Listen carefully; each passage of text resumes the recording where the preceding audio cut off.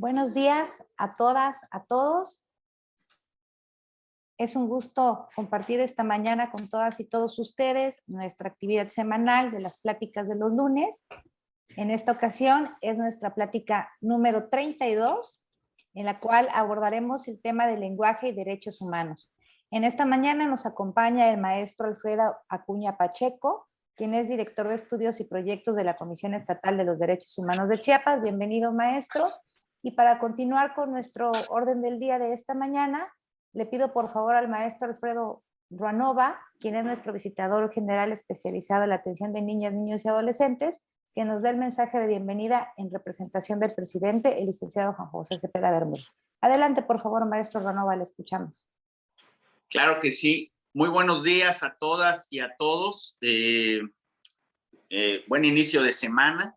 Estamos, pues como ya es costumbre en la comisión, más bien yo no diría costumbre, ya como está institucionalizado en la Comisión Estatal de los Derechos Humanos, los días lunes arrancamos siempre nuestras actividades con una plática formativa en este proceso de ir adaptándonos, ¿no? Conociendo muchos temas que son de interés y que están vinculados íntimamente con los derechos humanos, ¿no? A nombre del presidente, el licenciado Juan José Cepeda Bermúdez, pues quiero dar la bienvenida y agradecer la participación ahora que tendremos del maestro Alfredo Acuña Pacheco, que es nuestro director de proyectos, que se va a estrenar formalmente en esta actividad en la que una buena parte de los servidores públicos que estamos en la comisión también hemos participado, así que le deseo el mejor de los éxitos en esta plática para que además también lo puedan conocer el resto de los compañeros de la Comisión Estatal de los Derechos Humanos. Pues adelante. Hola, muy buen día a todas y todos. Agradezco la presentación del maestro Alfredo Ruanova, visitador general, así como de la maestra Elena Jiménez, directora del Instituto de Investigación y Capacitación de Derechos Humanos. Un saludo a todos las personas oyentes que se encuentran esta mañana. Pues bien, el tema de esta charla se titula Lenguaje de Derechos Humanos. Pues bien, esta charla, esta plática tiene como base un trabajo ya publicado que lleva el mismo título. Y pues bueno, me gustaría trazar una breve introducción. Esta introducción pues nos puede dar cuenta de la importancia que para el ser humano, para las personas, ha tenido el lenguaje, el estudio del lenguaje a lo largo del tiempo. Pues bien, se señalan en algunos documentos que desde la época clásica en los griegos, particularmente Heródoto, ya refieren algunos escritos que desde los faraones egipcios existe un interés o llama la atención o existen inquietudes en torno al lenguaje. Señala Heródoto que Psamético I pues tuvo la inquietud de descubrir cuál de entre todas las lenguas podía ser considerada la primera o la primaria. Con esta finalidad, pues el faraón ordena entregar un par de recién nacidos a un pastor para que fuesen criados en aislamiento. Con tal propósito también se le indica que debe de anotar cuál es la primera palabra que estos recién nacidos van a pronunciar. Este breve pasaje se puede localizar en una obra muy interesante que se llama 5000 años de palabras. Pues bien, la primera palabra, al final resulta que la primera palabra que pronuncian los recién nacidos pues es el vocablo becos, que significa pan en lengua frigia. De tal modo, pues el faraón, así como su consejo de sabios, pues determinaron que la primera lengua de la humanidad era la lengua frigia. Con posterioridad, los griegos realizan ya un estudio científico acerca del habla y este se continúa desarrollando durante la época clásica. Se realizan entonces los primeros estudios o se intentan formular las primeras teorías explicativas en esta época del conocimiento. Y el mérito de esta cultura, de la cultura helénica, es que realizan una explicación con base en el logos, el conocimiento. De acuerdo con el doctor Tamayo Salmorán, el vocablo logos pues juega un papel central en la ciencia que desarrollan los griegos. Logos tiene distintas acepciones o connotaciones. Entre ellos se encuentra que el vocablo logos significa palabra, es también el pensamiento a través del cual la palabra se expresa, es el propio pensamiento o bien es la razón, que este es el concepto más difundido. Los griegos, al igual que en épocas anteriores, pues centran su atención sobre el signo. El signo es para este momento, se considera como la unidad fundamental del lenguaje dentro de un sistema de habla. Se realizan distintos esfuerzos científicos, entre ellos las teorías explicativas que son desarrolladas por Platón. Platón realiza una exposición de su teoría en la obra Cratilo, donde trata de elucidar cuál es el origen del lenguaje y presenta dos rutas, dos orígenes. Uno que es de carácter naturalista y otro de naturaleza artificial. La tesis naturalista explica que el lenguaje pues, es un atributo inherente a las personas. En el caso de la tesis artificial, pues señala que el lenguaje es dependiente del arbitrio de los seres humanos.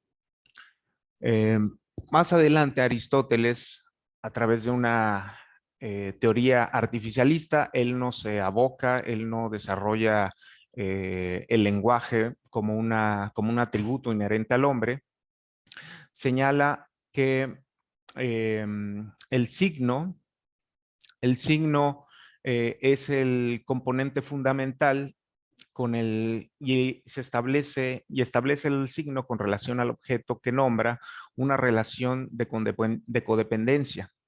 Es decir, existe una convención con relación al significado respecto del significante.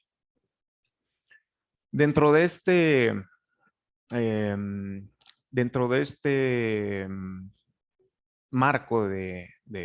marco contextual, un aspecto importante es el relacionado a la lengua del lenguaje. Existen diversos autores que identifican a uno y otro concepto con el mismo significado. Lengua y lenguaje son asimilados, sin embargo, hay algunos otros autores que establecen una diferenciación. Por ejemplo, Ferdinand de Saussure, que es un lingüista suizo, señala que la lengua es un producto social inserto dentro de un concepto más amplio que es el lenguaje. Designa el lenguaje como una facultad del género humano y por lo tanto, para que éste pueda existir, para que se pueda materializar, necesita de un instrumento o una parte instrumental que posibilite su ejercicio. En el caso de la lengua, se refiere el mismo autor, esta es adoptada e integrada por un cuerpo social, por un grupo humano, mediante un conjunto de convenciones. Por su parte, otro autor italiano, este concepto es tomado del diccionario de filosofía de Nicola Bagnano. Él se refiere a la funcionalidad del lenguaje, refiere que este consiste en el uso de los signos intersubjetivos que hacen posible la comunicación. Algunos otros autores también se abocan a la funcionalidad del lenguaje. Es el caso de Benedict de Boisson-Bardis. Ella explica el lenguaje como una función de expresión del pensamiento y la comunicación mediante órganos del habla o bien mediante un sistema de notación que utiliza signos materiales. Este concepto pues es interesante porque además de añadir un nuevo componente conceptual que es la comunicación, cambia el enfoque al considerar que el lenguaje constituye un vehículo de las capacidades reflexivas o analíticas del ser humano a través de un sistema de signos.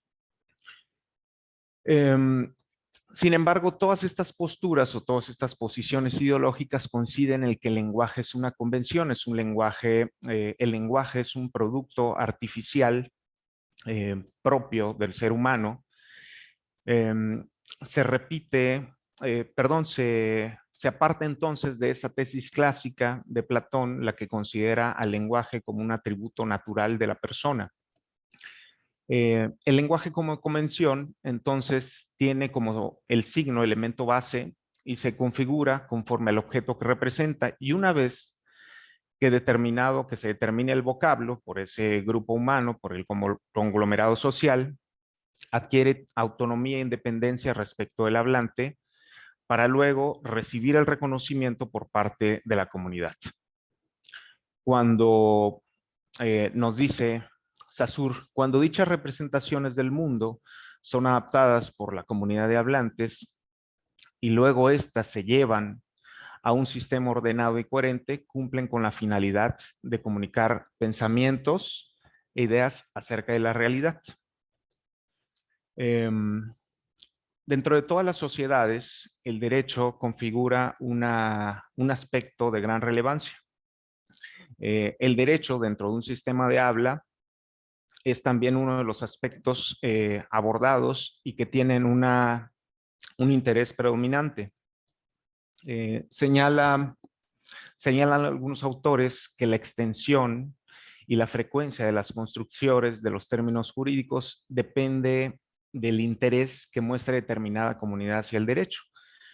Sin embargo, a esta tesis o esta idea, pues cabe hacer una crítica, ya que pues resulta más exacto decir que la extensión o la completud de un sistema de habla jurídico, pues no depende tanto del interés, sino más bien de la complejidad de las relaciones intersubjetivas que existen dentro de ese grupo social.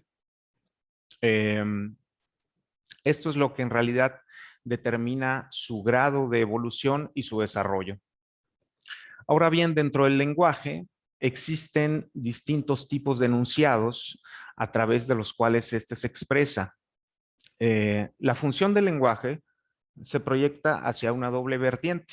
Primero, pues busca comunicar e influir en otros. Para cumplir con cada una de estas finalidades, los hablantes utilizan distintas clases de enunciados. Entonces, desde una perspectiva lingüística, existen distintas tipologías o categorizaciones que se han elaborado con base en un criterio de funcionalidad. Una que es bastante difundida es la que clasifica a los enunciados en aseverativos, informativos o descriptivos. Estos se caracterizan o tienen como nota distintiva en que permiten al hablante ofrecer una información acerca de algún aspecto del mundo, lo cual permite que estos sean evaluados bajo criterios de verdad o falsedad.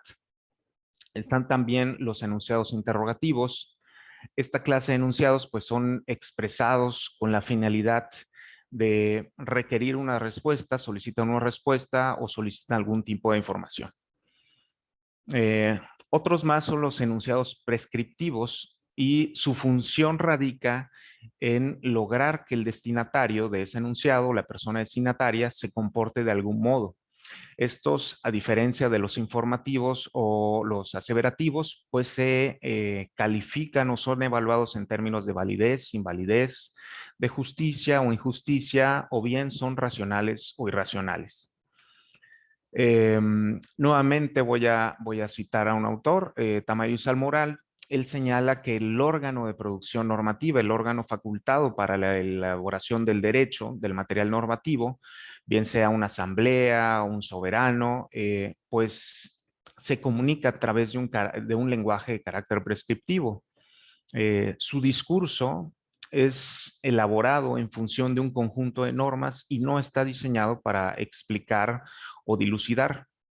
El discurso del órgano facultado para elaborar las leyes, me refiero en un término muy amplio, bueno, utilizando un concepto más amplio, las normas jurídicas, tiene como propósito ordenar, permitir, autorizar, Por lo tanto, el material que resulta de ese trabajo legislativo, pues se califica como válido, inválido, injusto, pero nunca puede ser sometido a un tipo de evaluación o de examen que busque demostrar si es verdadero o falso.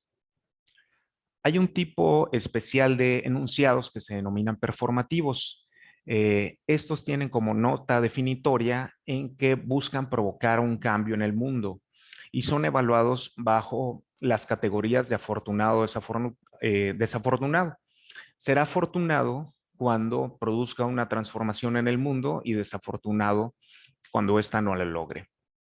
Aquí quiero señalar que dentro del trabajo ya realizado, pues busco incorporar o señalar que los derechos humanos, además de poseer la nota distintiva de ser enunciados de carácter prescriptivo, también se pueden catalogar en este tipo de categoría, ya que, como se explicará en un momento, pues buscan generar una transformación en el mundo. Me gustaría abordar en este punto la relación que existe entre derecho y lenguaje. Pues bien, existen diferentes puntos de contacto, de conexión entre derecho y lenguaje, pero principalmente el vínculo más sólido o más fuerte es el que se refiere a la manera en que el derecho se formula. Podemos coincidir todos en que el derecho debe su existencia al lenguaje, es decir, dicho de otro modo, pues el derecho se construye y expresa a través del lenguaje, pues ese es el que le toca corporeidad a través de los signos lingüísticos y hace que los destinatarios de la norma puedan informarse sobre los enunciados prescriptivos. Podemos afirmar entonces que el análisis del lenguaje es indispensable para el mejoramiento de los enunciados normativos, del material normativo en su conjunto, es decir, el derecho.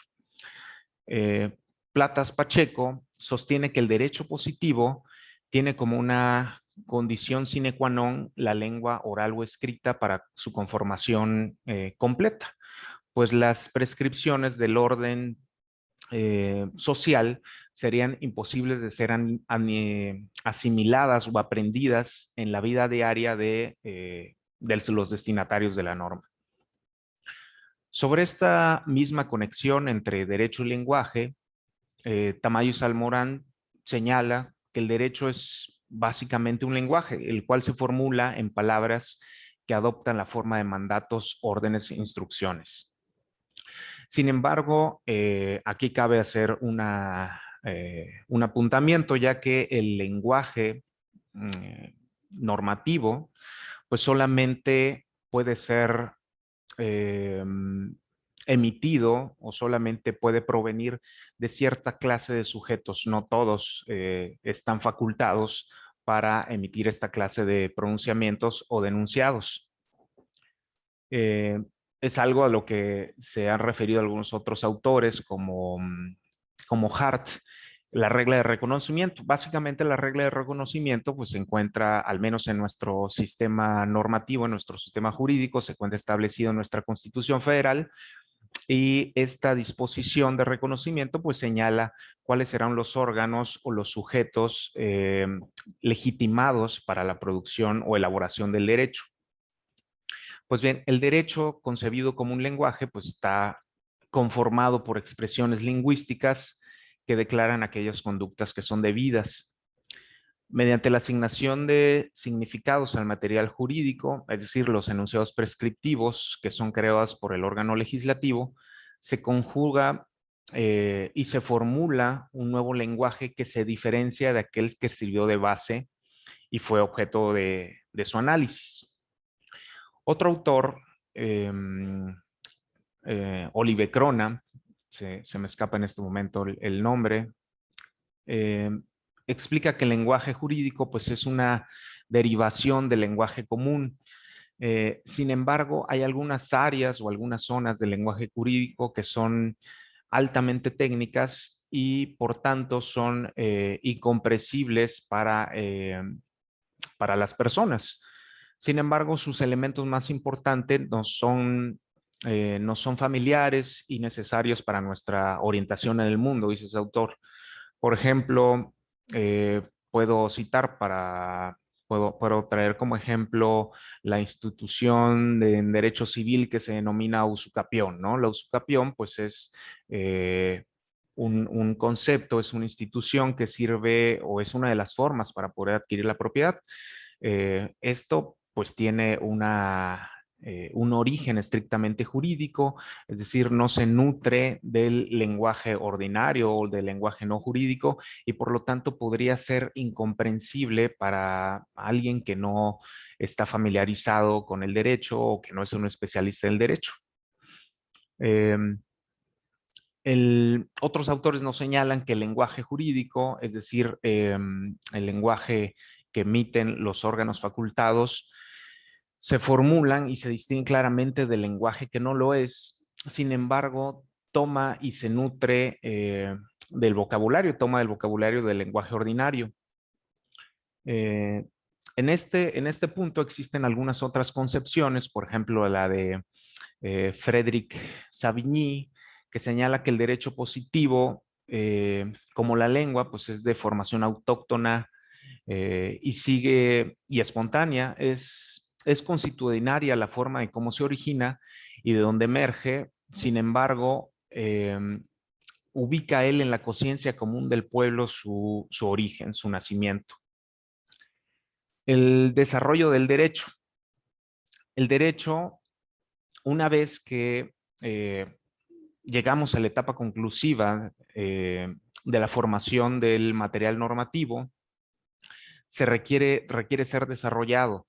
De acuerdo a diversos autores, pues la fase de desarrollo o la etapa de desarrollo o desenvolvimiento del material normativo pues está a cargo de los juristas y los jueces, quienes mediante una labor interpretativa pues permiten explicar el material jurídico. Son esta clase de operadores los que coadyuvan o facilitan la configuración o expansión del derecho a través de su descripción, de su análisis, de las normas que son expedidas por el legislador. La jurisprudencia, o también conocida como la ciencia del derecho o dogmática jurídica, pues se encarga de asignar cierto significado a los materiales que describe, es decir, a las normas, determina su sentido o así como su alcance. Existen algunas vicisitudes o algunos obstáculos que se presentan dentro del lenguaje jurídico. Esta clase de problemas pues surge una vez que los enunciados prescriptivos han sido institucionalizados, es decir, que están propiamente legislados. La circunstancia de que estos recojan su contenido del lenguaje ordinario o natural propicia problemas de vaguedad y ambigüedad, lo cual se explica en función de que gran número de los vocablos que utiliza el derecho, las normas jurídicas, pues provienen de un lenguaje no jurídico, y este lenguaje no jurídico pues adolece en muchas ocasiones de polisemia o de multiplicidad de significados. Es aquí, en este punto, donde se conjugan donde convergen el lenguaje normativo y la función interpretativa del derecho, que es conocida como hermenéutica jurídica. La hermenéutica o la actividad interpretativa pues permite al operador jurídico descubrir nuevas posibilidades de significado que puede extraer de las normas jurídicas. La filosofía tiene ciertas ramas que se encargan de analizar el lenguaje. La filosofía del lenguaje es una de ellas. Sin embargo, también el derecho, por su parte, pues ha elaborado o ha realizado esfuerzos para analizarse a sí mismo el lenguaje que proviene de los jueces, el lenguaje que proviene de la dogmática jurídica. Este análisis que realiza el derecho con relación al lenguaje se circunscribe dentro de un área de conocimiento que se denomina teoría jurídica analítica y se ha encargado de profundizar en el estudio de los problemas que surgen con motivo del lenguaje dentro de la experiencia jurídica. La teoría jurídica analítica pues fue desarrollada por Jeremy Bentham y se encarga de analizar el lenguaje en el que el derecho se formula, así como las operaciones intelectuales, lógico-jurídicas que realizan jueces y abogados para desarrollar o desenvolver el material normativo, delimitando sus alcances, delimitando su contenido. Pues bien, en este punto me gustaría hacer una recapitulación de lo que hasta este momento se ha comentado. Y bueno, para ello pues quiero retomar solo algunas ideas básicas. Por ejemplo, el de la función esencial del lenguaje, la cual consiste en permitir entre los hablantes el intercambio de ideas, expresar sentimientos o cualquier clase de información. Por su parte, el lenguaje jurídico, que se identifica como el lenguaje por el cual se expresa el órgano de producción normativa, pues tiene como objeto principal provocar que una persona se comporte de tal o cual modo frente a la emisión o la declaración de órdenes, mandatos o instrucciones o cualquier tipo de regla de este carácter. Bueno, ahora ya enfocándome a los enunciados performativos, es decir, aquellos que buscan provocar o generar una transformación en el mundo, eh, y asimilando también parte del material normativo, catalogándolo en esta categoría, pues podemos mencionar dos ejemplos. Por ejemplo, se puede traer a cuenta la celebración de los matrimonios, del acto jurídico del matrimonio. En este ejemplo, pues resulta evidente que el lenguaje jurídico no se está utilizando, es decir, el legislador no está emitiendo una orden para que el destinatario adopte o se comporte de tal o cual forma. Pues ya que las personas que están interesadas en contraer matrimonio, los consortes, pues acuden voluntariamente a celebrar un acto que está regulado por enunciados prescriptivos. Sin embargo, pues se realiza una transformación o una modificación de la realidad. Es un cambio en el mundo, sin lugar a dudas, la cual pues puede ser entendida como la creación de una nueva situación jurídica para estos sujetos que intervienen en dicho acto. Eh, Sus efectos, las consecuencias de derecho, pues son completamente coincidentes con el contenido de los enunciados performativos. Otro ejemplo, pues podemos hallarlo en la Constitución Federal, el artículo 4º, párrafo 3º, que señala que las personas tienen un derecho, el derecho humano a la alimentación nutritiva, suficiente y de calidad. Pues acerca de dicha disposición, pues cabe señalar que está fuera de toda duda el carácter normativo. Sabemos que la Constitución pues tiene fuerza vinculante hacia todos los destinatarios, autoridades y personas sujetas a la jurisdicción estatal. Pero además de constituir una norma del mayor rango dentro de nuestro ordenamiento jurídico, pues comporta una relación o implica una relación jurídica entre autoridad y las personas que se encuentran sometidas a la jurisdicción del Estado, de la cual se desprenden o derivan derechos y obligaciones. Sin embargo, una vez que se cumplen o se materializan los fines de este enunciado de carácter performativo, pues se produce precisamente una transformación o un cambio en el mundo. Si bien este derecho humano pues tiene ciertas notas definitorias, aun cuando la Constitución pues señale que toda persona tiene derecho a una alimentación de calidad,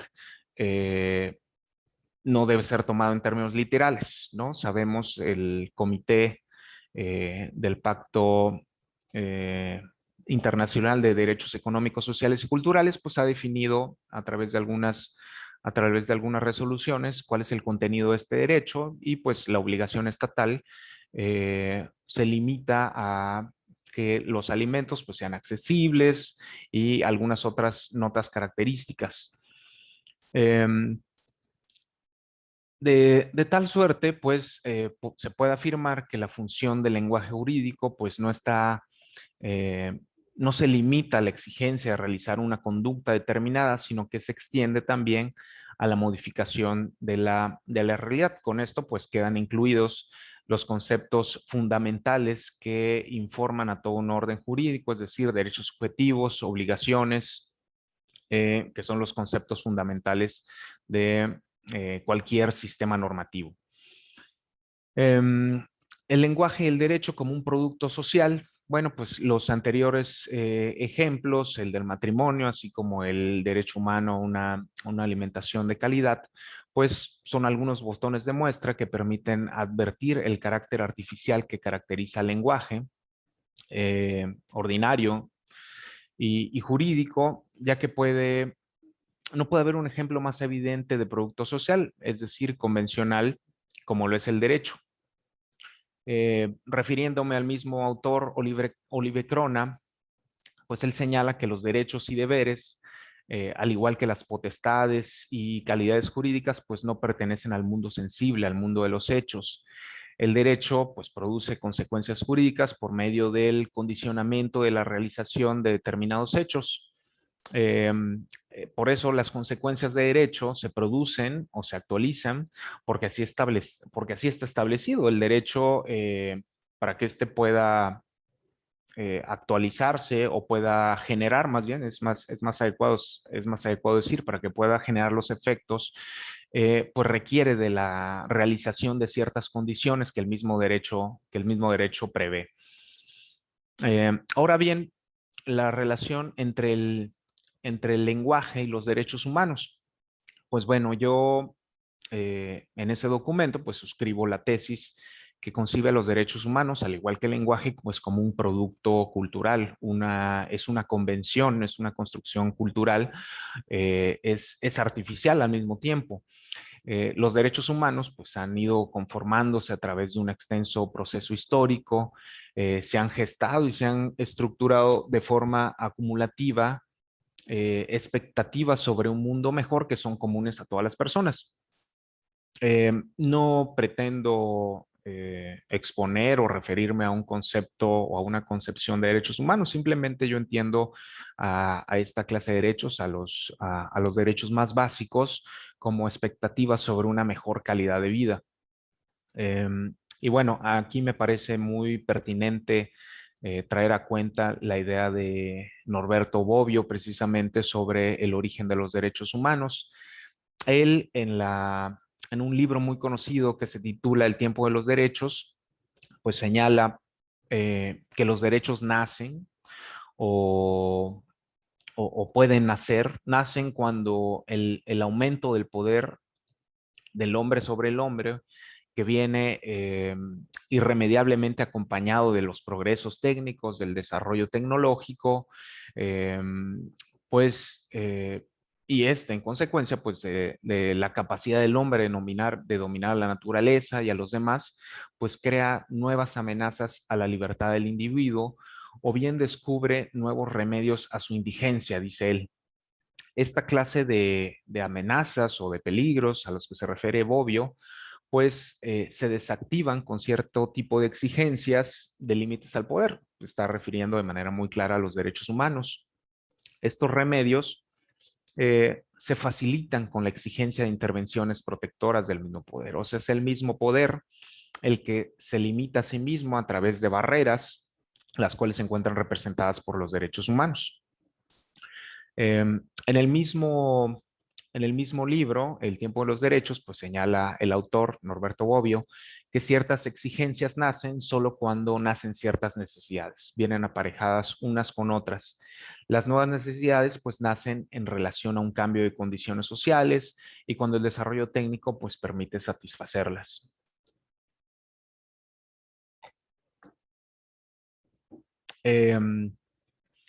Esta clase de posturas pues pone en entredicho la posición ideológica que concibe a los valores más fundamentales de la persona, me estoy refiriendo a los derechos humanos, como una cualidad inmanente o inherente a esta, ya que pues señalan estas otras concepciones que se reduce a un argumento muy simplista, es decir, los derechos humanos corresponden al hombre por el hecho de ser, corresponden a la persona solamente por el hecho de serla. Em, son posturas que se contraponen. Yo prefiero adoptar la primera de ellas, la de Norberto Bobbio. Me suscribo a esa idea, la que considera, como se comentó, que los derechos humanos pues, surgen debido a una modificación en las condiciones sociales y estos nacen cuando necesitan nacer. O sea, lo podemos ver muy claro. De ahí recordemos las distintas familias de derechos, iniciando por los derechos políticos, civiles y políticos, y con posterioridad el surgimiento de otras familias.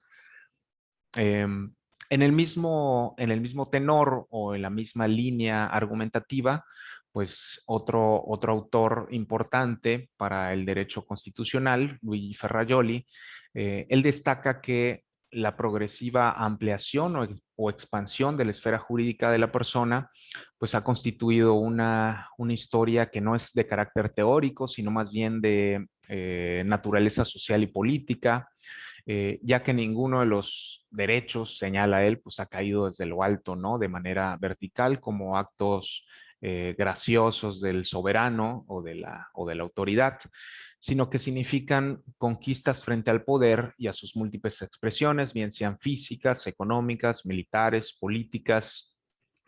Por eso los derechos humanos, señala él, se han afirmado como las leyes del más fuerte, las leyes del más débil, perdón, frente al fuerte, constituyen una alternativa a la ley de la persona, del soberano, de quien domina, de quien ejerce el poder político, y que de no existir esta clase de protecciones o de salvaguardas, pues seguirían o existiría un abuso del poder.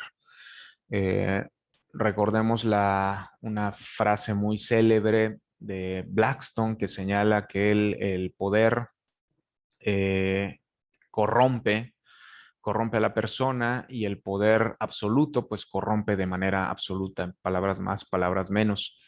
Los derechos humanos pues cambian también eh, un cambio de rumbo en la relación entre Estado y gobernado. La comunicación y el lenguaje institucional también son transformados y se genera un tránsito, un paso que va de la prioridad de los deberes de los súbditos a la prioridad de los derechos de la persona. Con este avance, con este progreso, el significado de los bienes jurídicos fundamentales cambia y puede traducirse como uno de los indicadores principales del progreso histórico, el cual encuentra en la internacionalización de esta clase de valores esenciales para de la persona una de sus más notables manifestaciones. Eh, recordemos que la internacionalización de los derechos humanos pues es el segundo paso o es el segundo nivel de protección. Los derechos humanos pues surgen primero en el ámbito interno de los estados. Sin embargo, la expansión y la convención que existe con relación a la identificación de ciertos valores de relevancia o de importancia suprema, pues hace que estos reciban reconocimiento internacional.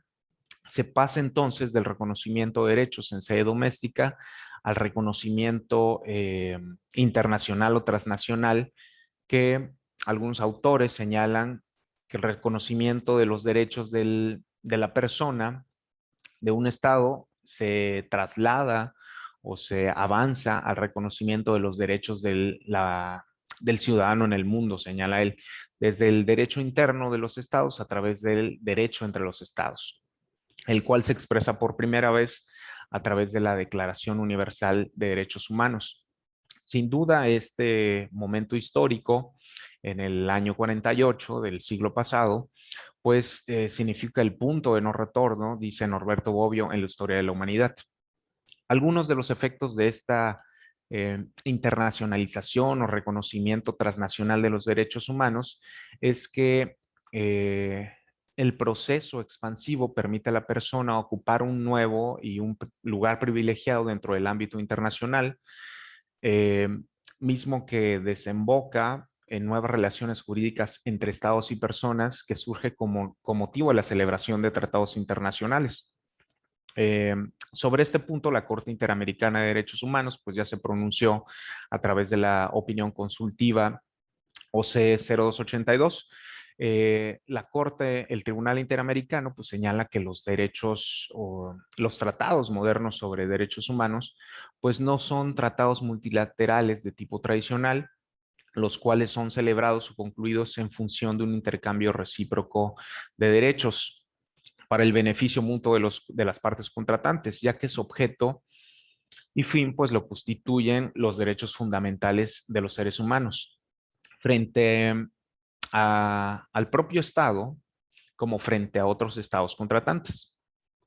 Dicho, dicho de otro modo, pues el vínculo jurídico y las obligaciones que surgen con motivo de este material normativo del derecho internacional de los derechos humanos, pues no se ubica de modo exclusivo dentro del cuadrante, dentro del marco de relaciones entre estados, sino que dichas obligaciones o compromisos internacionales se reafirman frente a aquellas personas que se encuentran bajo la jurisdicción estatal. Sin embargo, lo anterior pues no excluye la posibilidad de que existan consecuencias de derecho frente a otros estados y de manera más específica frente a la comunidad internacional.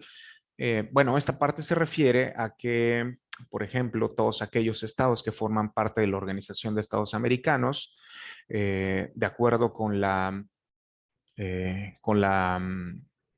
por el reglamento de la Comisión Interamericana de Derechos Humanos, pues cuentan o tienen la posibilidad de hacer denuncias sobre graves faltas o infracciones a los derechos humanos. Un Estado puede denunciar a otro, de ahí este ejemplo. O sea, si bien los tratados internacionales en materia de derechos humanos, pues crean nuevos vínculos jurídicos entre la persona que se encuentra en el territorio del Estado del estado parte, también existen una red de relaciones que se forman con relación a otros estados. De tal forma, pues puede actualizarse una infracción a esa clase de compromisos internacionales que de manera soberana los estados adoptan a través de un tratado internacional. Bueno, el lenguaje de los derechos humanos pues también representa un dique, una barrera, un amparo, salvaguarda, como se le quiera llamar, al poder estatal. El lenguaje de los derechos básicos modifica también esa perspectiva clásica de la teoría jurídica analítica que entiende o explica el derecho únicamente como una voluntad estatal que es comunicada a través de normas en las que una persona o grupo de personas se encuentran sujetas a esa disposición. Su actuación, sus conductas se encuentran delimitadas por esos mandatos. El lenguaje de los derechos humanos pues modifica esa relación y el sistema de signos que surge o proviene de las libertades más fundamentales, pues tiene la función de limitar y contener aquellas acciones y actividades del órgano de producción normativa. Y bueno, no solo del órgano de producción normativa, sino en general de todas las autoridades que conforman el aparato estatal. De tal suerte, los derechos humanos pues se perfilan como barreras que no pueden ser traspasadas, incluso bajo la justificación del principio mayoritario que es característico de los sistemas democráticos. Los derechos humanos pues delimitan o establecen un perímetro de lo que las mayorías no pueden decidir y sirven por tanto como referente a estas o vetos de cartas de triunfo, señala Francisco Laporta. Sin embargo, frente a ese fenómeno expansivo del material del derecho internacional de los derechos humanos, pues también existe un efecto negativo de esta expansión del derecho internacional. En contrapartida, pues se ha señalado como una nota negativa que el prestigio que subyace a los derechos humanos y al fenómeno expansivo, pues ha ocasionado que el concepto y el lenguaje de los mismos pues haya caído en un uso que es reprochable. Las libertades fundamentales, los derechos humanos, pues se invocan con una alta carga emotiva en discursos demagógicos y oportunistas para referirse prácticamente a cualquier exigencia moral. Francisco Laporta señala que además que este fenómeno expansivo pues tiene otra consecuencia negativa, ya que eh, cuando la nómina, él señala de esta forma, cuando la nómina de los derechos humanos aumenta, su efecto protector se debilita. Es decir, a mayor número de derechos, su justificación, tanto moral como jurídica y ética, se comienza a desvanecer, porque no todos los bienes jurídicos que se buscan tutelar a través de un enunciado normativo, pues poseen una relevancia tal que merezcan ser protegidos. Ya casi para concluir, realizo en ese trabajo pues una vinculación entre el lenguaje y la reforma constitucional de verano del 2011. Como bien sabemos, pues la reforma publicada el 10 de junio de 2011 produjo cambios trascendentales y profundos para el sistema jurídico mexicano, cuyos efectos inciden de manera directa en la forma de entender y aplicar los derechos humanos. Con dicha reforma, pues el ordenamiento jurídico interno transita de un modelo de legalidad a un modelo de constitucionalidad y convencionalidad, donde los derechos humanos son colocados en primer plano. Y por otra parte, señala Juan Antonio Cruz Parcero, esta enmienda constitucional pues favorece la consolidación de un sistema regional de derechos humanos cuyo órgano más importante es la Corte Interamericana de Derechos Humanos. Sobre el lenguaje, existe una alteración de carácter lingüístico. Recordemos que el título primero, el capítulo primero, el título primero, pues antes denominada de las garantías individuales, sufre una modificación de carácter lingüístico y se abandona la expresión garantías individuales para adoptar el término, la terminología de derechos humanos. Pues bueno, pues esta modificación constitucional no es un simple o no se reduce a una trivial modificación lingüística ni una simple sustitución de palabras o de términos, sino que, entre otras cosas, pues dicha enmienda, pues zanja de una vez por todas o establece ya con plena claridad la diferencia entre dos nociones o conceptos que tradicionalmente habían sido confundidos o equiparados, es decir, la de los derechos humanos y la de las garantías, para referirnos a aquellos mecanismos, instrumentos establecidos en nuestro ordenamiento jurídico que permiten la efectiva positivización en el plano material, en la vida diaria de las personas. Bueno, otro de los efectos de esa modificación constitucional, pues es la constitucionalización del derecho convencional o derecho internacional de los derechos humanos.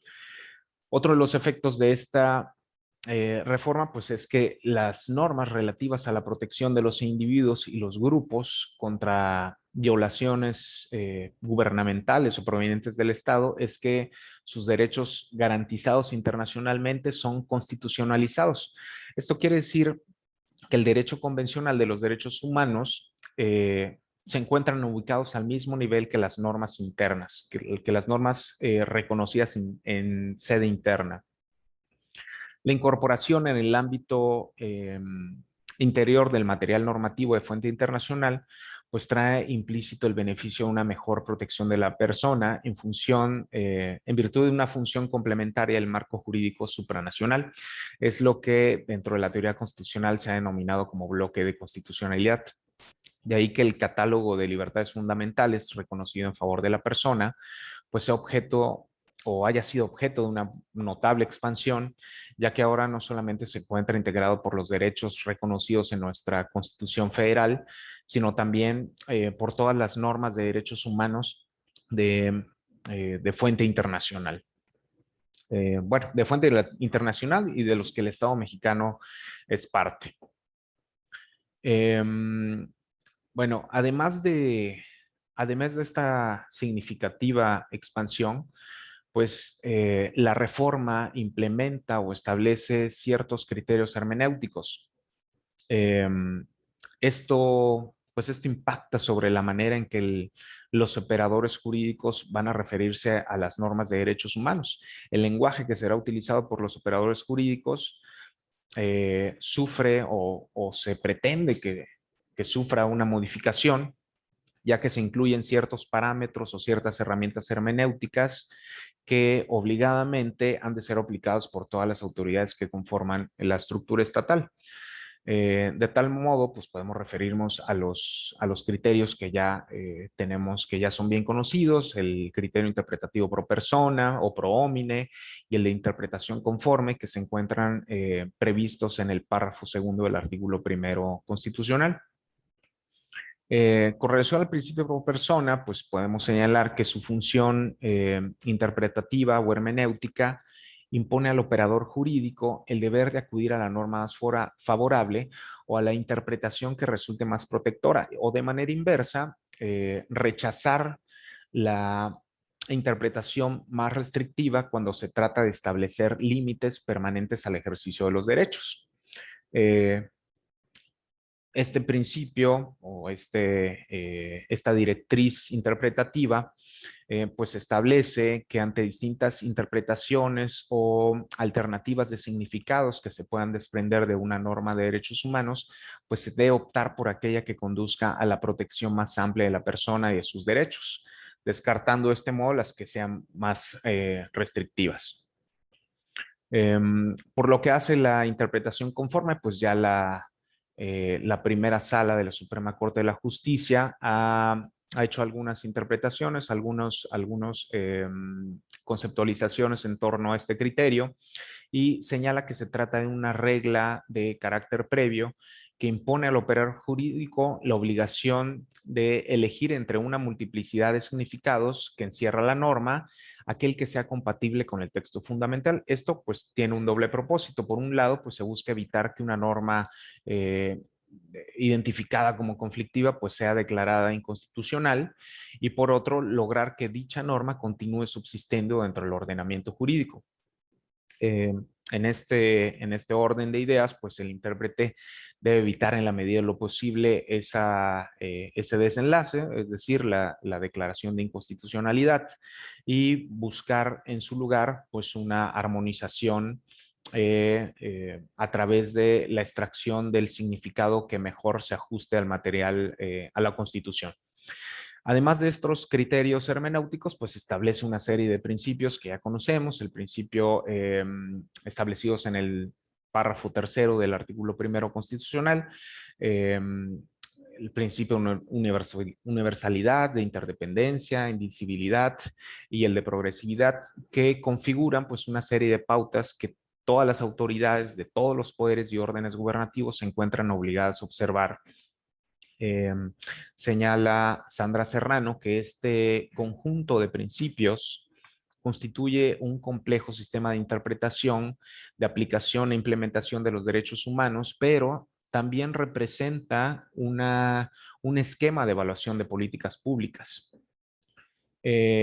Además de estas herramientas interpretativas, debemos mencionar que la sentencia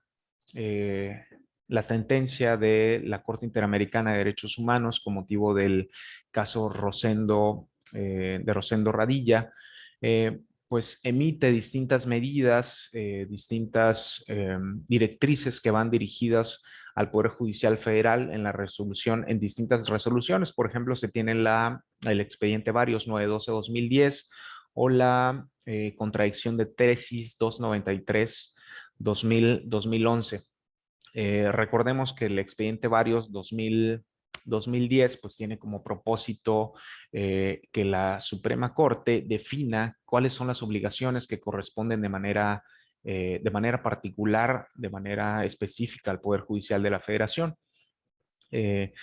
Estas obligaciones que derivan de la sentencia de la Corte Interamericana pues establecen la Corte la obligación para todos los juzgadores de llevar a cabo un control difuso de constitucionalidad, inconvencionalidad en todos aquellos casos que guarden relación con un derecho humano. La aplicación de la jurisprudencia de la Corte Interamericana pues pasa por distintos momentos, distintos entendimientos. Es el caso de la misma sentencia emitida por la Corte, la 912-2010, donde se busca delimitar si tiene carácter obligatorio o vinculante los criterios emitidos por la Corte Interamericana. En esa oportunidad, pues la Corte empleó sin hacer una clara distinción entre obligatoriedad y vinculatoriedad para referirse al carácter de las sentencias de la Corte cuando el Estado mexicano hubiera sido parte. En esa ocasión, el máximo tribunal pues sostuvo que las resoluciones que fuesen pronunciadas por aquella instancia internacional, cuya jurisdicción pues ya es aceptada por el Estado mexicano, son obligatorias para todos los órganos del Estado en sus respectivas competencias, al haber figurado como parte de un litigio concreto. Sin embargo, para el Poder Judicial son vinculantes no solamente los puntos de resolución concretos de la sentencia, sin la totalidad, sino que también son vinculantes todo el contenido, todo el cuerpo de la sentencia. Y en otra parte de esa resolución, pues identifica que aquellas sentencias donde la Corte Interamericana, bueno, donde el Estado mexicano no figure como parte, pues solamente tendrán carácter orientador. Y bueno, con relación al lenguaje, pues me gustaría cerrar señalando que el lenguaje es importante porque permite visibilizar las fallas o falencias que existen al interior de la sociedad. Recientemente encontré un documento donde, escrito por Adela Cortina. Ella es catedrática en la Universidad de Alicante. Adela Cortina hace un estudio muy interesante acerca de un nuevo término que fue adoptado por la Real Academia Española y se llama aporofobia. Con este término, pues designa ella el rechazo a los pobres. Señala que esta palabra pues permite al menos visibilizar o ponerle nombre a ciertas actitudes que tienen las personas con relación a las personas en situación de pobreza. Y para ello, pues pone un ejemplo muy, muy claro y muy evidente, tratándose de las personas migrantes. Dice Adela Cortina que no se rechaza o no se tiene aversión a todas las personas migrantes, sino solamente a un tipo de ellas. Y para ello pone el ejemplo de las personas que dejan sus territorios o sus lugares de origen por la violencia o por la pobreza, porque no existe desarrollo. Entonces, a este grupo de personas se les discrimina y se les rechaza. No es lo mismo a un inversionista extranjero que no recibe el mismo trato.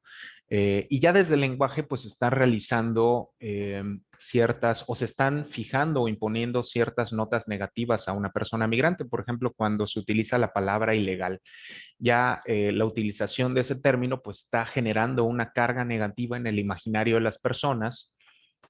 Pues se les está criminalizando, cuando en realidad pues lo único que hacen es incumplir o incurrir en una infracción de carácter administrativo. El lenguaje, si bien tiene una función esencial, que es verbalizar o al menos colocar nombre o una etiqueta a algo, una situación, a un fenómeno, a ciertas actitudes, la transformación que pueda lograrse a través del lenguaje, pues solamente podrá ser realizada o actualizada cuando esté bien acompañado de la ética. Me refiero a la misma autora de la Cortina. Ella señala que la ética pues tiene el propósito de, o educar para la ética tiene el propósito de anular o por lo menos disminuir la propensión que las personas tienen de provocar un daño al otro. Esto a través de la identificación o el reconocimiento en el otro sobre su dignidad humana. Y bueno, con esta idea me gustaría cerrar y agradecer a la moderadora, a la maestra Elena Jiménez, y pues quedo completamente a disposición de cualquier comentario o inquietud que tengan los participantes de esta charla. Muchas gracias por su atención. Buen día. Muchas gracias, maestro Alfredo. Y ya abordaba usted un poco el tema que nos plantean dos de las compañeras que se encuentran en la plataforma respecto al uso del lenguaje. Si me permite, se las voy a compartir para que usted nos pueda dar sus comentarios. La Sí, primera gracias. dice, una pregunta que seguramente compartimos varias personas en esta reunión es sobre el uso del lenguaje incluyente y los derechos humanos. El lenguaje que utilizamos en referencia a las personas trans y sus derechos humanos y las implicaciones de traducir derechos humanos a lenguas originarias donde el lenguaje especializado, académico, jurídico, normativo es traspolado a diferentes cosmovisiones y no al revés desde la cosmovisión de las lenguas originarias, hacia el derecho normativo y oficial. Y si me lo permite, maestro, voy a continuar con la otra pregunta porque van ambas de la mano. Sí, Dice, claro, maestro gracias. Acuña, ¿podría comentar los retos que ve para la ciencia del derecho o del lenguaje jurídico frente a la posmodernidad, de construcción, ruptura del orden, epistémico moderno, antiescepticismo, etcétera? Adelante, por favor. Ok, bueno, creo que sobre el primer cuestionamiento, pues al menos marginalmente me pude referir con esta última idea. Pues sí, el lenguaje incluyente pues tiene el valor o tiene la cualidad positiva de que al menos se está verbalizando o se está colocando dentro del imaginario social cierta clase de actitud o nos estamos refiriendo a un grupo que anteriormente al surgimiento de ese vocablo o de la palabra, del predicado, no existía, era completamente invisibilizado. Sin embargo, si no viene acompañado de otra serie de actitudes, por ejemplo, la educación en y para los derechos humanos, distinguiendo de una a otra, porque educar en derechos humanos se limita al conocimiento de los derechos humanos, eh, eh, ¿cómo llamarlo? Como con carácter informativo. Y la educación para los derechos humanos, pues es la otra parte, el complemento, es la parte vivencial, la que nos permite saber que tenemos ciertos derechos, pero además respetar los derechos del otro, ver a la otra persona y reconocer su dignidad. Y con relación bueno, no sé si con eso haya sido respondida la pregunta de la persona participante y si pudiera repetirme la segunda pregunta, por favor. Claro que sí, maestro. Eh, Sobre Pregunta los la maestra retos, ¿no? Lilian. Aquí está. Sí. ¿Qué Ajá. retos ve para la ciencia del derecho del lenguaje jurídico? Bueno, pues el primer reto que existe es la observancia, ¿no? La observancia del derecho por parte de los destinatarios, digo, siendo eh, más extenso, pues de todo el material, todo el material normativo. Esto, pues creo que solamente se logrará remediar o podremos materializar avances a través de la educación. La educación es una herramienta muy poderosa, la cual permite generar eh, una cultura cívica dentro de los miembros del grupo social, dentro de las personas que conformamos las sociedades. Eh, Además de la cultura cívica, pues que debe venir acompañado de la ética. La ética pues se encarga de fortalecer ciertos valores como es el respeto a la tolerancia, el respeto a la diferencia. Yo creo que esos son los retos y esas son algunos caminos o algunas rutas que se pueden seguir para lograr salvar o superar esos retos. Muchas gracias, maestro. Pues estas son las dos preguntas que tenemos en el chat. Y pues a continuación le pediría por favor al licenciado Juan José Cepeda Bermúdez si nos hace comentarios finales respecto a nuestra actividad del día de hoy, que ya está con nosotros.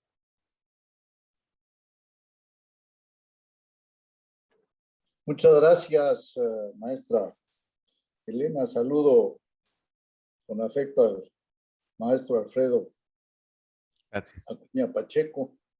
Le agradezco enormemente su plática y saludo a todas y todos los presentes quienes se conectaron. Les ofrezco una disculpa por no haber estado desde el principio y quiero agradecer al maestro Alfredo Ruanova que me haya hecho favor de presentar al maestro Acuña Pacheco en esta plática, desde luego muy importante en cuanto al uso del lenguaje y todo el caminar histórico que nos dio el maestro Acuña Pacheco en las diferentes épocas y las concepciones que se tienen del lenguaje jurídico, pero creo que nos estamos refiriendo a algo que es muy importante y que siempre ha sido un reto lograr transmitir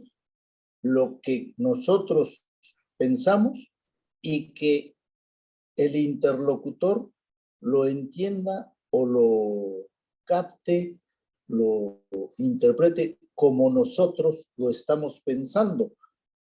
Y sobre todo si empieza esto a darse en una serie de comunicados. Entonces, de ahí la importancia de utilizar las palabras precisas y sobre todo cuando se trata de la protección y defensa de los derechos de las personas.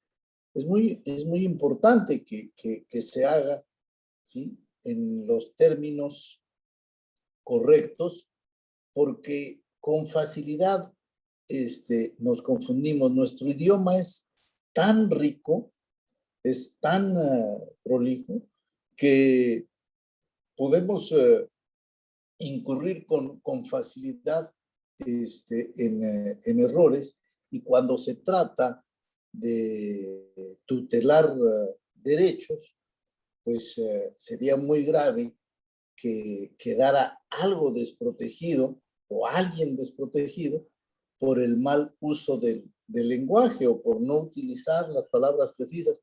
Yo sé que esto nos lleva, ahorita en la pregunta final lo decían, el reto en la modernidad, en los tiempos actuales, de utilizar las palabras precisas, si los jóvenes ya no utilizan ni siquiera el correo como se utilizaba antes, con textos muy precisos y muy claros. Ahora abrevian muchísimo, hay símbolos que significan ya conceptos integrales.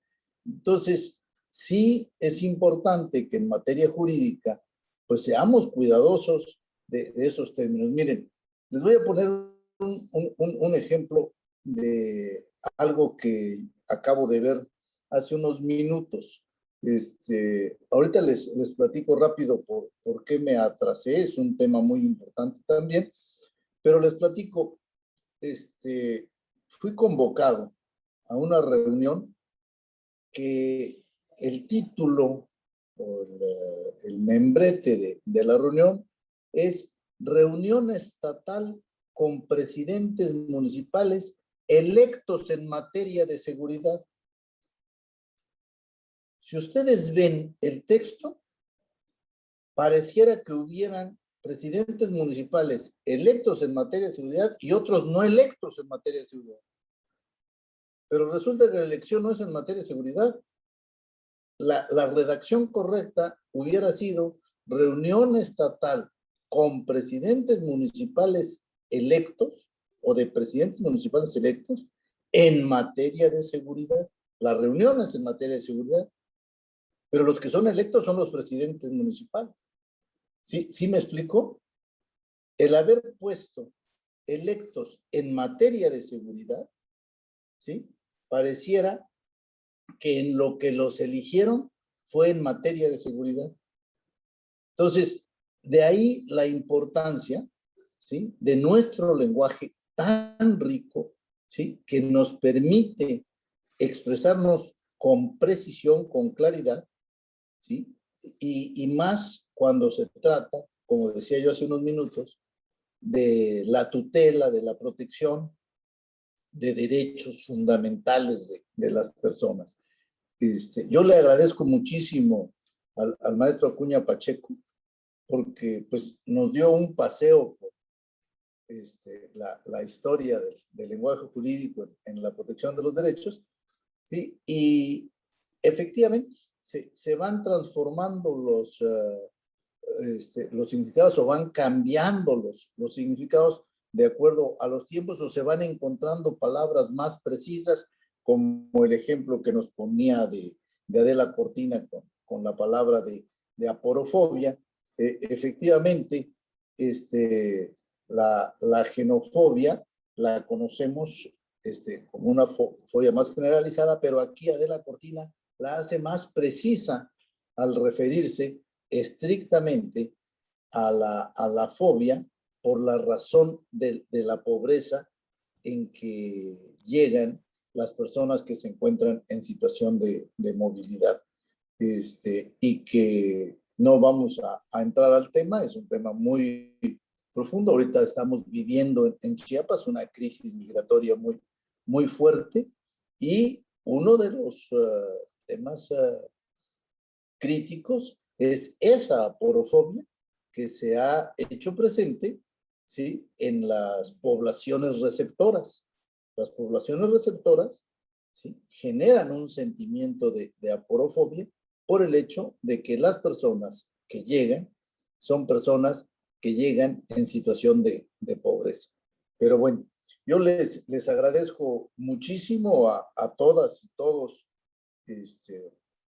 su participación y desde luego concluyo como lo hizo el maestro Acuña Pacheco, reconociendo la importancia de la educación para construir una cultura cívica, la importancia de la capacitación para que podamos cada día expresarnos mejor, hacer mejor nuestros documentos y los invito a que busquemos la forma de utilizar los términos precisos, las palabras correctas en los documentos que hagamos, en nuestras comunicaciones en materia de protección y defensa de los derechos de las personas. Agradezco también a quienes se conectaron de otras instituciones que siempre nos siguen en las pláticas de los lunes, ¿sí? Les deseo que tengan una excelente semana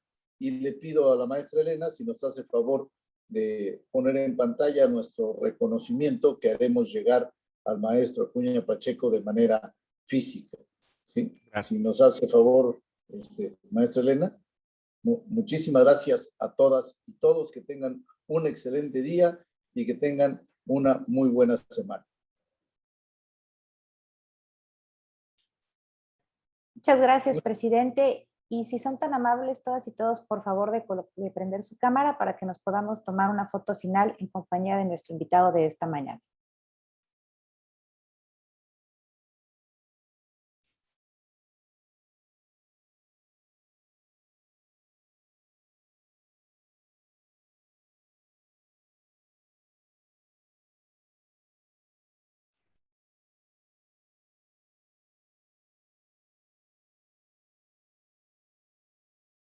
Muchas gracias nuevamente y que tengan todas y todos un excelente inicio de semana. Hasta el próximo lunes. Gracias.